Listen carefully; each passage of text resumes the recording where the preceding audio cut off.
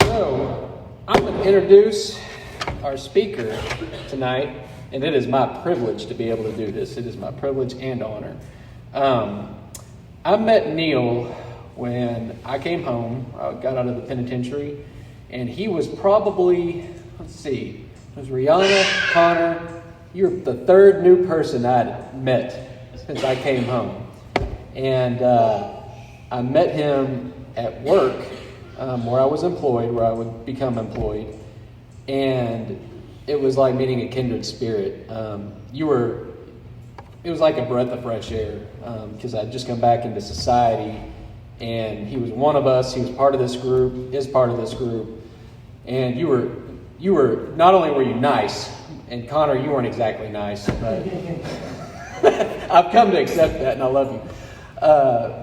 You went out of your way, and I always felt like you were someone that I could turn to. And over the years, we developed a relationship inside this room and at work and outside of this place. And you were someone I could always turn to.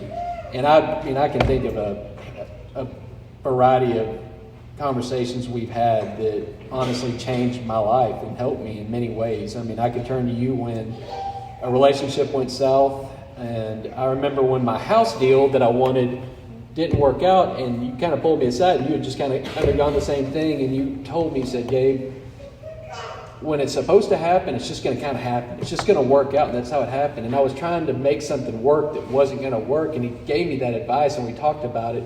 And lo and behold, I took his advice and prayed about it and put God in the middle of it. And the house that I ended up purchasing, I love to death. And it happened exactly the way that he said it would. And everything fell into place. Everything worked out the way it was supposed to work out. And it was incredible. And he also told me something else too. I'd only been home about 6 months. And he said, Gabe, the more that I've turned my heart to working with other people in this program and spending time with other people, that's when the magic started happening. And that's when doors started opening up and miracles started happening. And I saw it happen in this guy's life. And I was just kind of fresh back here. And I knew that from my own walk, but it was just something that always connected us. And he's always someone I can call and talk to because he understands the chaos that is our work environment all too well. And it's honestly, I don't call him enough, and I need to call him more often. So I intend to remedy that. Anyways, without further ado, I would like to introduce Neal Williams.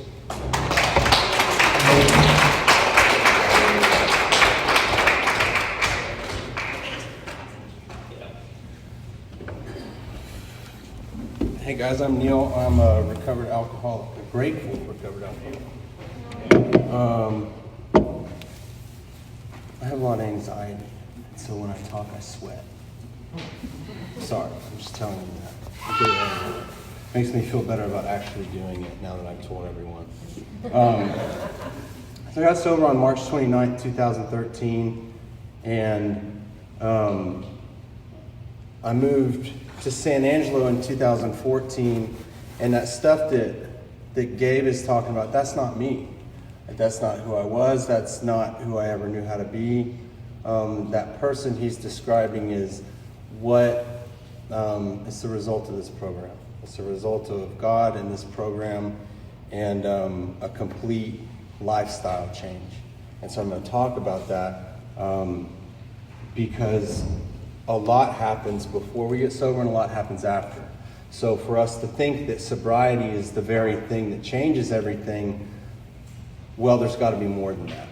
It can't be as simple as I just got sober and then I'm a better person. It just can't be that simple. And it's not, and it never will be. I grew up in a home. I didn't grow up in an alcoholic home. I still know both my parents. They were married until I was 19. I have an older brother. He's 2 years older than me. He's my best friend. He is all of the things I wanted to be. It was always like that. He's 2 years older than me. He was always doing what I wanted to do. And so I wanted to be just like him. Healthy home. Everybody got along. It wasn't chaotic. There wasn't any verbal or physical abuse. It was, if I think about everything, it was a good childhood. We went to good schools. My dad worked really hard to make sure that we went to good schools. He put us in private schools. So we had a good education. We were in church on Sunday, Sunday morning, Sunday night, Wednesday evening, and something else probably in between. So we did a lot of church. The school I went to was a Christian school, so there was Bible class. So there was church and God every day. I can honestly say that in all of those years, and I was in private Christian school until the age of 14, I never understood a relationship with God. I understood religion, and I understood rules, and I understood consequences, and I understood what the church was, but I didn't understand what it meant to know God or know Jesus and I'm not going to go religious, but what I grew up around, what I understood was these are rules and guidelines, and this is what we look to for direction. It's just kind of how we do things. And so I understood that. I just didn't want any part of it. And so at the age of 11, 12, 13, I had a lot of nightmares. I was just, I guess I was just kind of disturbed. I had a lot of dark thoughts. I had a lot of nightmares. And when I started telling people about them, again, we're in a Christian family, we go to Christian school, come from a Southern Baptist family, and we didn't have any history of alcoholism, addiction, mental illness, or anything crazy, at least that I knew about. My mom's side, I would later find out, has some more stuff going on that makes a little bit more sense. But to that point, it was just like, well, we don't know what's wrong with our kids. So I started going to counselors. I wasn't sleeping well, and I just felt like this dark spirit. I just felt a shadow on me. And so I came to understand that I'm the weird kid because I've got to go see doctors and counselors, and it's not normal what I'm saying. I can just tell by the way people are looking at me. And I was athletic, I had friends, and I liked my life. I enjoyed life. I liked my friends. I liked going to school. I liked playing sports. I played basketball, baseball, football, soccer. I ran track. It was year round. Year round, we were doing something athletic. We were on teams, so team sports. We were in the community, and we were active. I just didn't understand what was going on inside my head. And after a couple of years of going to counselors and getting in trouble at school, these things were they were developing more and more. And I didn't really know what to do I didn't really know what to do about it except ask for help and go to these counselors. I remember I was seeing a counselor in 4th grade, and she asked me to draw a picture, and I had a real issue with my teacher. And she said, you need to draw a picture of you with your teacher. I said, okay, can she be hanging from a noose? And she was like, no, she cannot be hanging from a noose. You need to draw a picture with you and your teacher, and she must be smiling. So she came back, and I had drawn a picture of me and my teacher had these giant hooks pulling her mouth apart, so she was smiling. And so my parents were just kind of like, what the fuck? What's going on with this one? And I don't know that there wasn't much more to that. I don't want to make it seem like I was some crazy serial killer child. I just knew something was off, and I didn't know what. And it didn't take but a couple years before I started trying to do things to change that, because I didn't like it. I was uncomfortable. And everybody was telling me, you should be grateful. You have all these things. You have a wonderful family. You have friends. You have natural abilities and gifts, and you're in a great school. Like, what do you have to worry about? And they were right. I didn't know. I don't know what I have to worry about. So something's wrong with me. That's all I've come up with. Something's wrong with me. I need to change it. And at 13, changing stuff, well, I don't know. What does this mean? So I learned about alcohol, and I learned about weed, and I started hearing about drugs. Well, alcohol was the only thing we had in our house, so I went and I stole some liquor. I drank. So I was 11 or 12 the first time I drank. I didn't get drunk. I remember how it felt, and I remember I enjoyed the warmth and the ease and the calm that came over my spirit. I remember things leaving. Like, I physically felt all the stress and all the stuff leave. Like, I just felt it go away. And that to me was that blanket, that comfort that I was looking for. And so I knew I would do it again, but it wasn't a big deal. I was just like, well, I'm going to do that later. And so it was, again, that's 11. So from 11 to 14, it was just whenever we could get away with partying or stealing beer or getting someone to buy us alcohol. At 14, me and two of my buddies drank a 6-pack of Heineken and and like an 18 pack of Keystone, and we were 14, so we were just shit-faced and walking through a parking lot and got in trouble with the cops. They called my mom, they called his mom, and it was a big deal. We had to go to teen court. We had to sit in like front of a jury of a bunch of other teenagers, and they sentenced us. And I was like, we'll never do that again. We'll never do that. 2 years later, I got in trouble with the police again. And it was just from age 14 to 17 was probably the craziest 3 years of mine and my family's lives. I didn't have any idea what happened. I just know that slowly but surely I went from being a full-time athlete to being a full-time drug user and drug dealer. I played varsity baseball and varsity football my freshman year for Faith Christian School. In 11th grade, I had been kicked out or asked to leave 3 schools. I was barely trying to play baseball. Second day of practice, I got in a fight and walked off. So now, age 17, I don't play any sports. I was lucky to get into the public school. We even pulled out of a public school for a while to go to like this alternative thing called Bridges. It's like an accelerated program for people who, ladies who get pregnant, kids who drop out or go to jail. Problems. Once again, I was a problem. And so I just accepted it. My brother had gotten a scholarship, so he's going to play college football. It was now my senior year. I had a 10 to 15 4-bar a day habit. So I was eating Xanax like it was Skittles, and I was drinking regularly. I was a 17-year-old full-blown alcoholic. I was drinking almost daily when I was in high school, and just these things weren't normal. And so I didn't graduate high school on time. I didn't go to one of my classes for the entire second semester. So when I didn't graduate, it became a big deal. My parents, this is pathetic. My parents had a senior party at our house because, well, they didn't know what to do. And everybody who knew us, it was not our family, like you don't not graduate from high school. I know some families, like we just don't graduate high school here. You'll be the first one. Our family was, you absolutely don't not. It was, you get a formal education, then you go to college, and here's how it's set up, and this is just what we do. But I just wasn't with anything. I wasn't getting with anybody's program. And so when I didn't graduate, we had this freaking weird senior party, and really it was people, I felt like it was a viewing, like before I died, because I felt like everybody knew things were going really, really bad.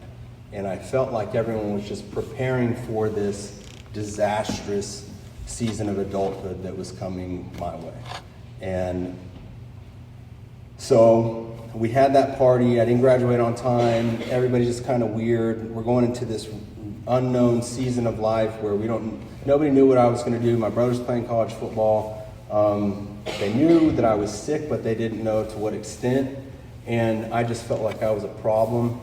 There was some stuff going on in the family at this time. My mother was very sick. My dad has his own business, so he's running and operating his business, and he's tending to my mom, and she was very sick for a year and a half. And I'm just a junkie. I'm just out there running the streets and being crazy.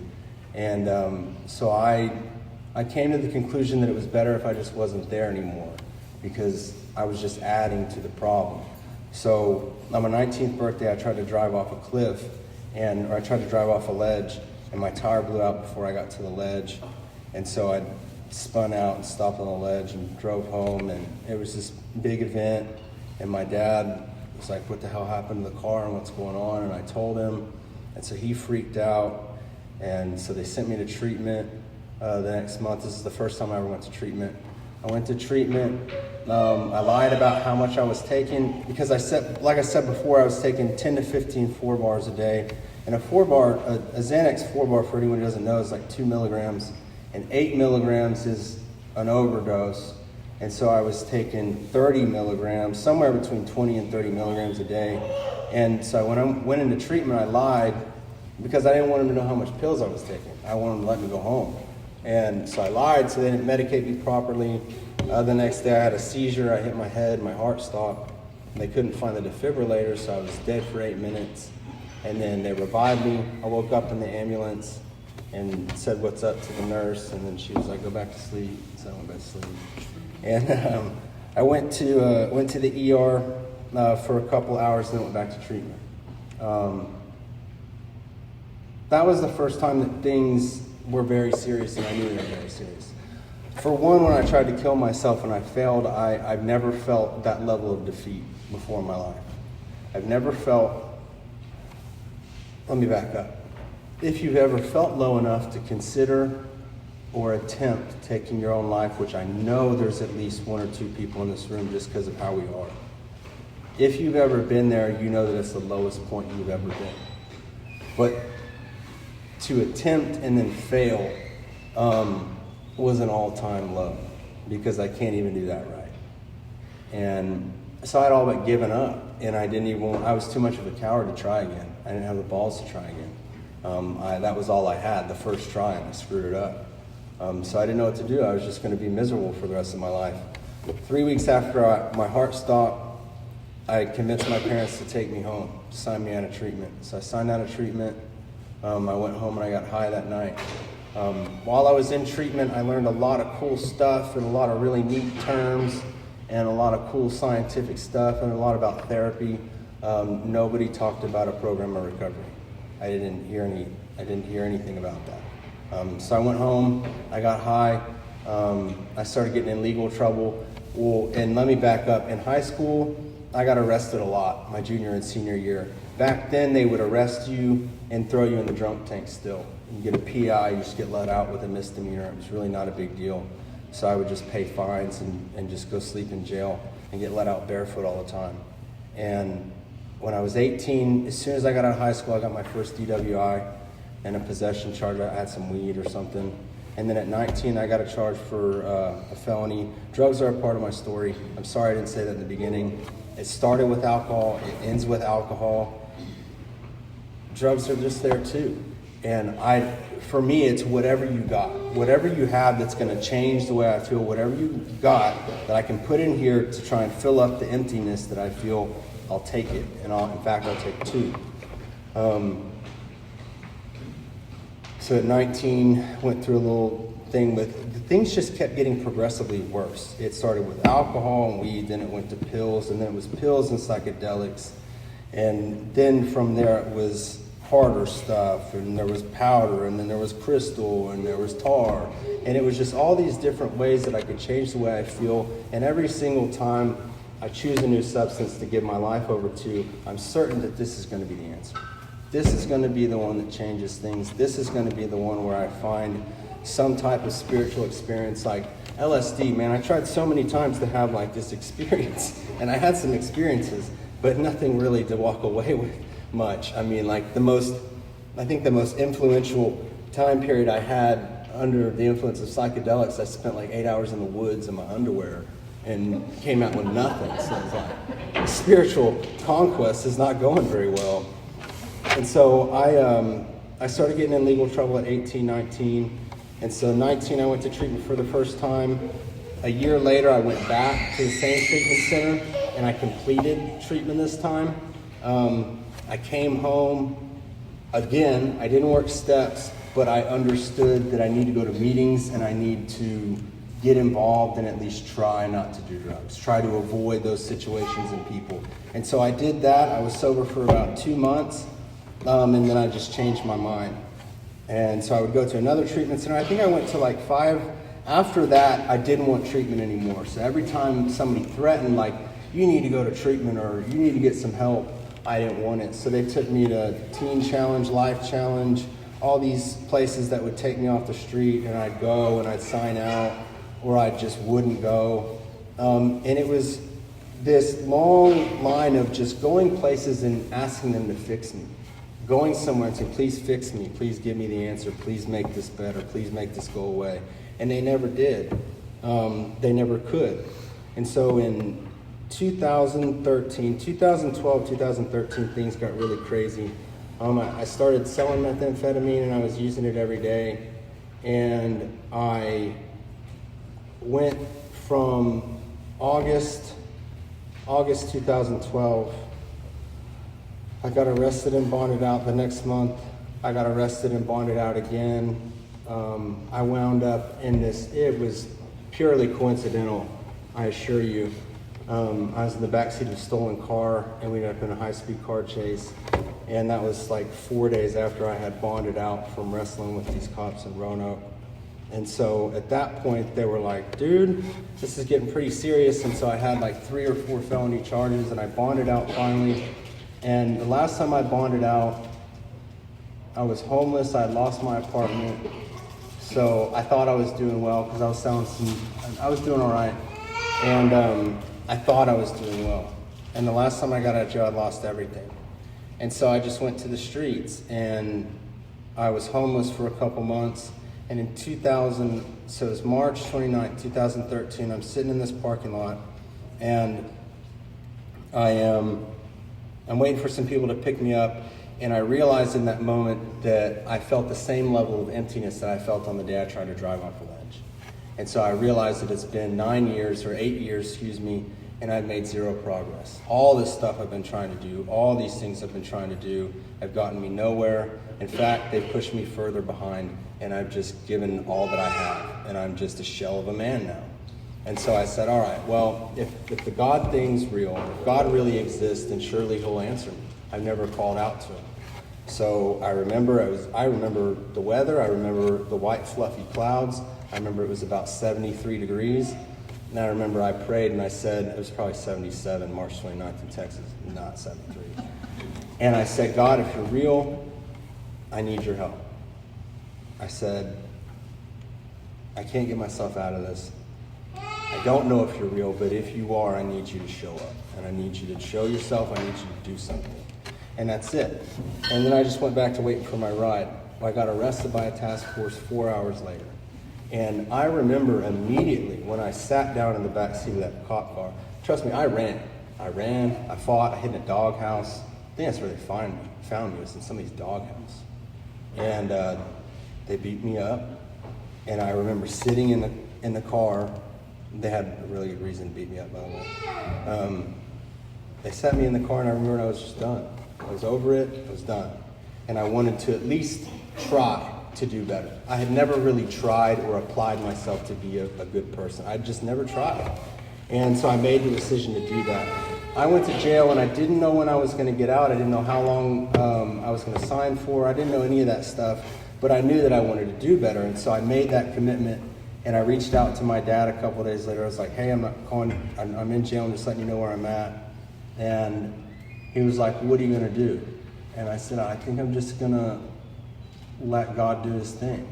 And I imagine he probably laughed a little bit, or was like, what the fuck ever. And he was just like, okay. And so we got off the phone.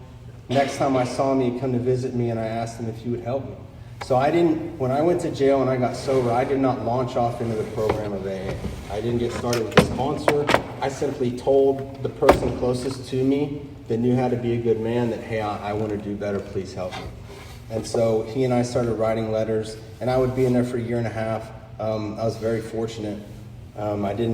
I avoided a really lengthy sentence, and they sent me to this program, CRTC. After being in jail for a year, they sent me over there, and they said, if you complete this, you can go home.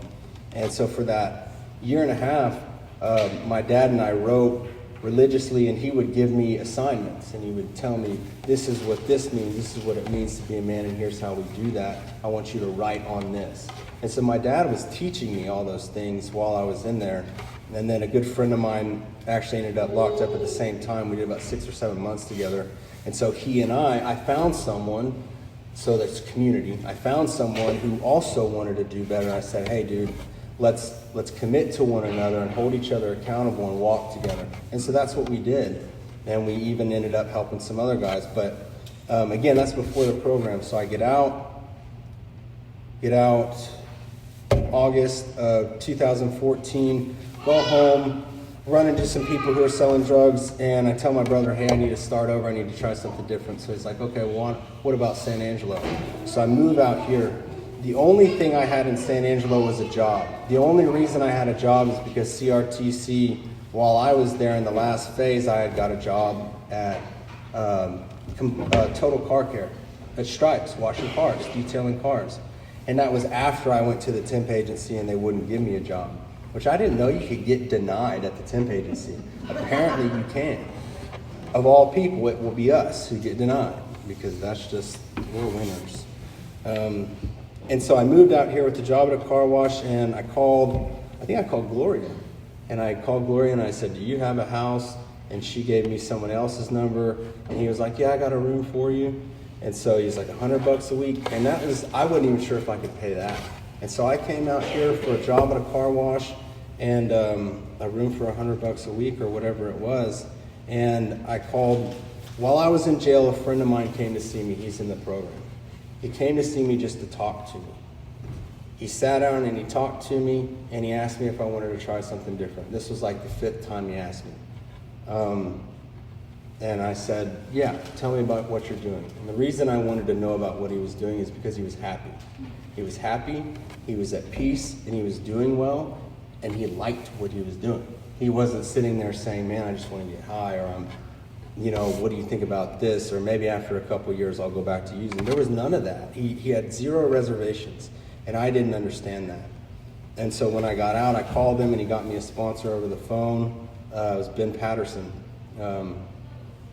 And then I said, I'm moving to San Angelo. I said, do you have anybody out there? So he called his sponsor.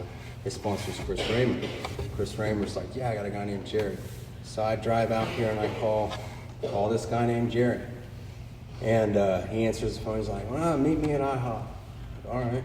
So I go meet him at IHOP. I don't know if you know Jerry, but he's like fucking 42 feet tall. And so I go to IHOP. There's this monster of a man. And he sits in this booth with me for like 2 hours. And he reads me the big book. And he talks to me about steps 1, 2, and 3. And then he prayed with me in IHOP. And I don't know him.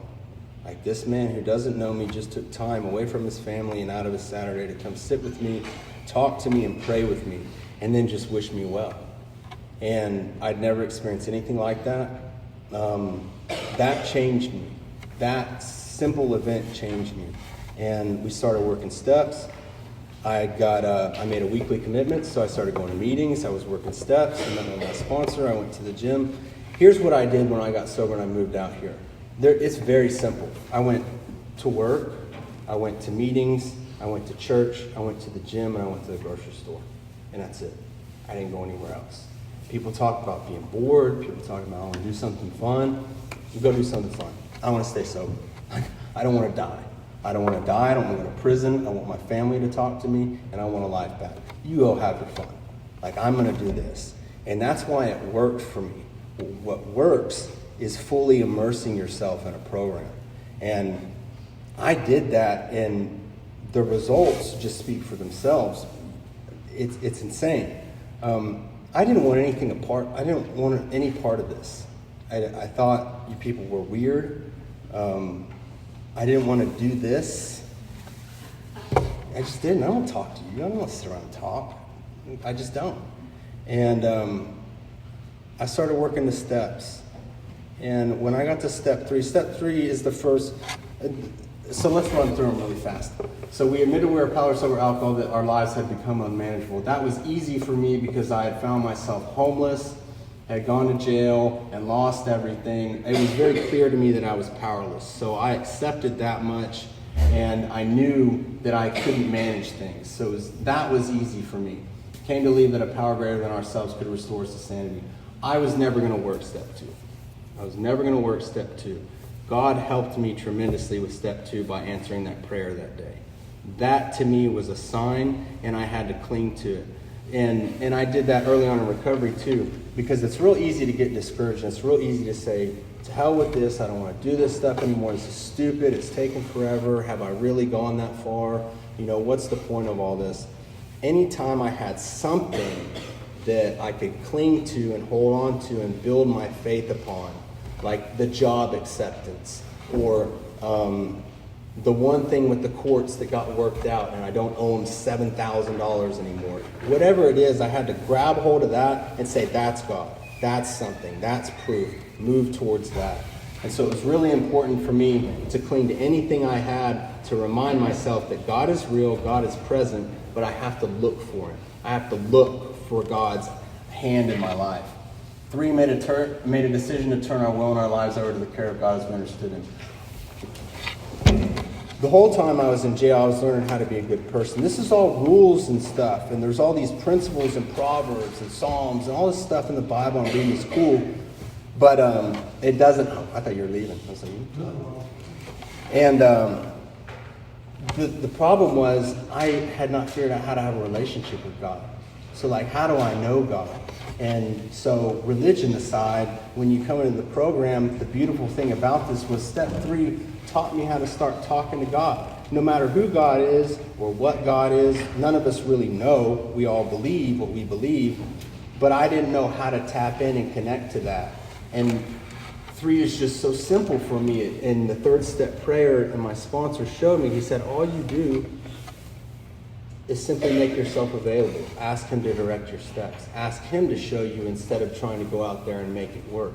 Ask Him to make things work out instead of you trying to go and force your way.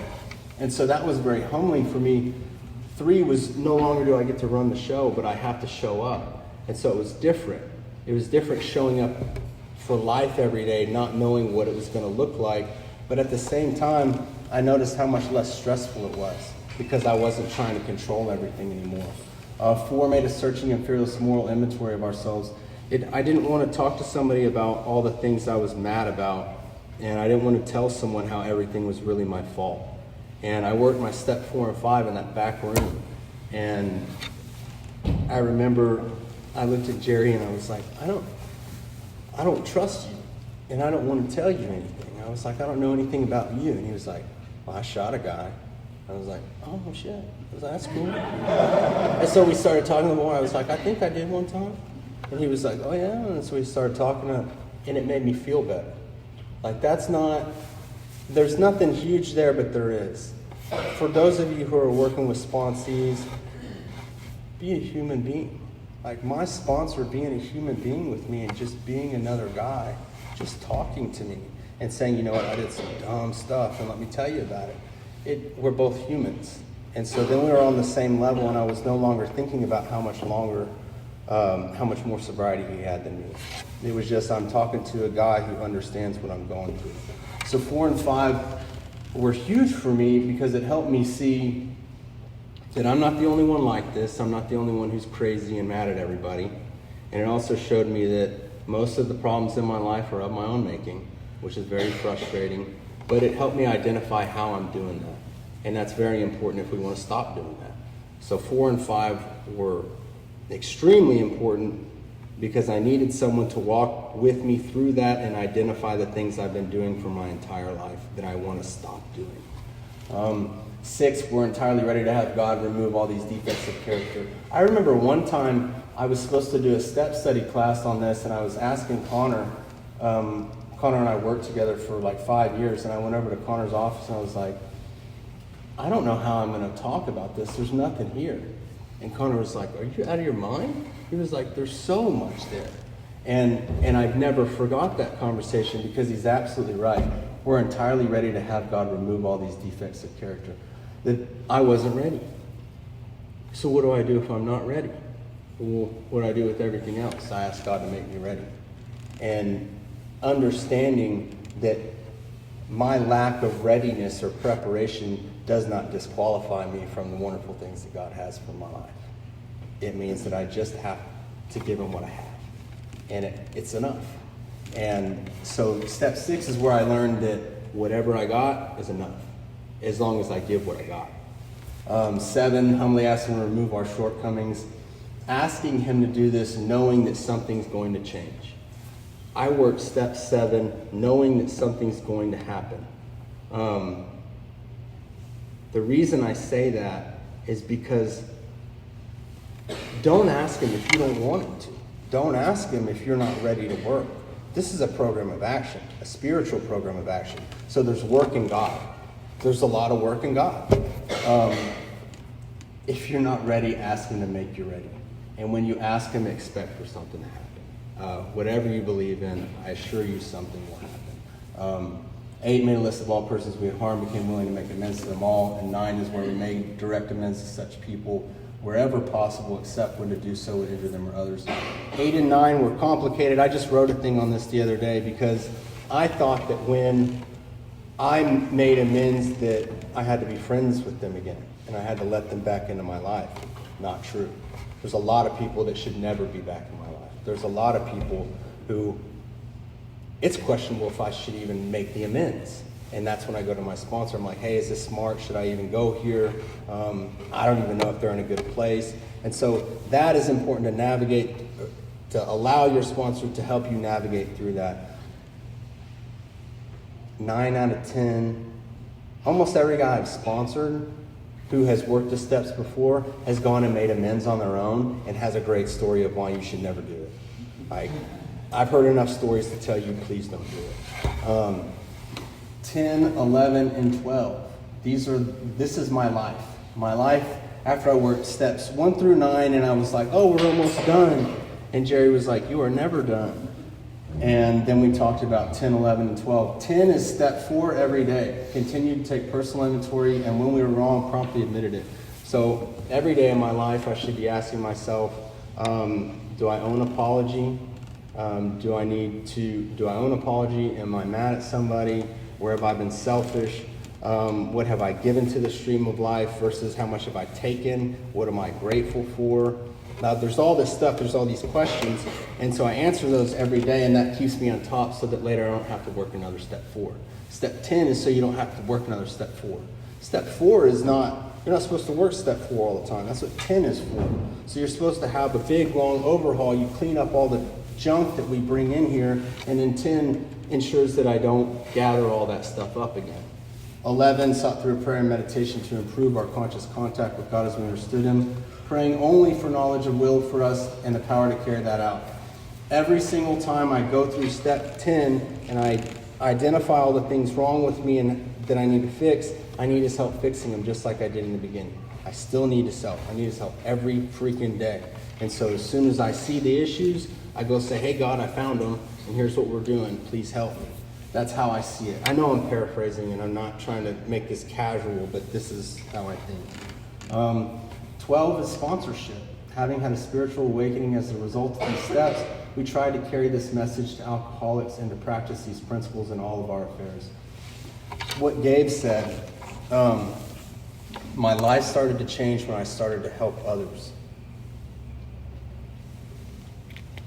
I started sponsoring guys in 2015, and in 2015 I started sponsoring guys and carrying the message and teaching a little class, and then I learned that I enjoyed teaching, and I enjoyed walking with guys through stuff, and I enjoyed coaching, and then I found that I'm gifted in leadership, so I became a supervisor. And none of that stuff happened until after I started sponsoring guys. So I wouldn't have even tapped into that side of my life and that skill set unless I had started sponsoring. And because I did that, then when I became a supervisor, things were much easier to step into that role. And that was just a little thing that I noticed. Sponsorship changed everything. And has it been easy and fun the whole time? No. The most fun that I ever have, and I mean this 100%, the most fun I've had in the program and the most fun I have in my life today, aside from being with my family, is sponsorship. I can't tell you, I get to go speak at these nonprofit places and I get to do all sorts of stuff. I can't tell you what that feels like. Like it's a natural high, so there absolutely is a physical high to this. And I felt it, and I feel it right now. I'm going to feel it when I leave. You cannot replace that. And if you've never experienced it, at least give yourself the opportunity to experience it before you leave this program. Because there's so many people coming here, and I tried AA. If you haven't got a sponsor, worked the steps, and then taken part in sponsorship, you have never worked the steps. You haven't. It's a lie. It says it right there. It says it. Like, if you didn't do that, you didn't work the steps. And so I don't want anyone to ever cheat themselves from that. So that's why I say that. I wrote some stuff down and I want to read through it to close, because this is some stuff that's really important and I knew I wouldn't remember it well. Has it been easy and fun the whole time? No. Like I said, I got sober in 2013. In 2014, someone I care about hung herself right when I got out of jail. Me and my best friend both got indicted on old charges from 3 years prior, 2 months after we got out. So I was sober, going to meetings, working steps, and I think I even started sponsoring guys and I got indicted. And I was like, God, really? Like, really? You're going to do this to me now? The one time I try to get my shit together, you're going to send me that.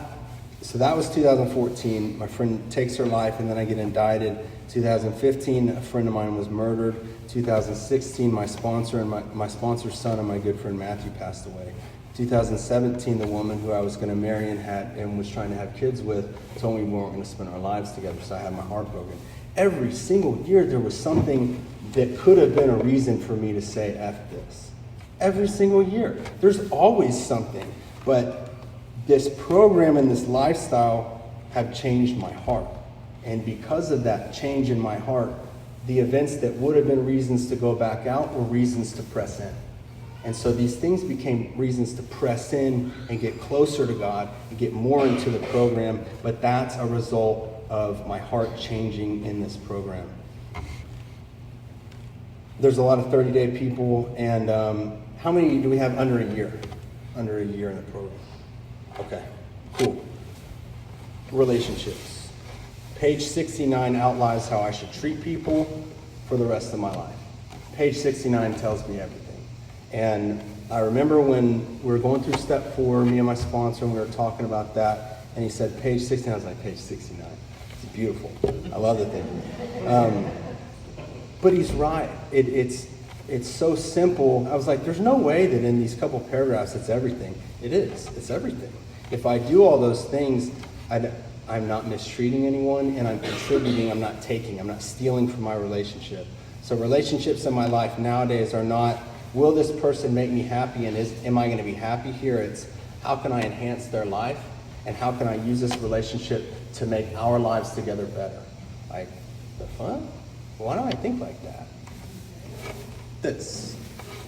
Career. We should be grateful for any and every job. Please don't be the guy who has 30 days and is holding out for a management position. You're going to be holding out for a minute. My first job was $7.65, $7.55 or $7.60 something an hour. And I remember being excited about my promotion to $8.25 an hour. I remember taking a picture of my first check that was more than 3 digits. And I sent it to my homeboy in 2015. I remember that. I have my own business. I own 2 homes.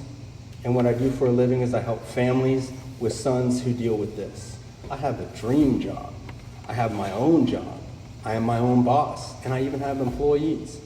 Same guy who got turned down at the temp agency, same guy who used to detail those shitty trucks coming in from the oil field. Same guy.